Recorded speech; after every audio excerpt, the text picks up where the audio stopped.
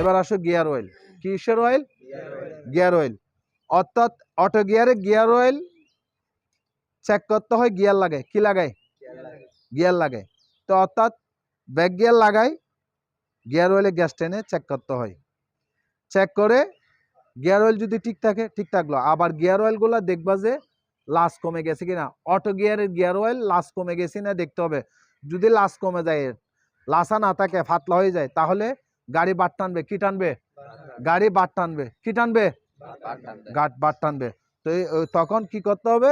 Gear অয়েলটা change করতে হবে। গিয়ার অয়েলটা চেঞ্জ করতে হবে। ম্যানুয়াল গিয়ারে গিয়ার অয়েল তুমি ডালছো, ওটা এই নাট ডালছো, চেক করবা নিচে একটা নাট আছে, ফুটতেছে কিনা, ফুটা ফুটা। যদি পড়ে তাহলে ঠিক আছে, আর না পড়লে এদিক দিয়ে ডালবা।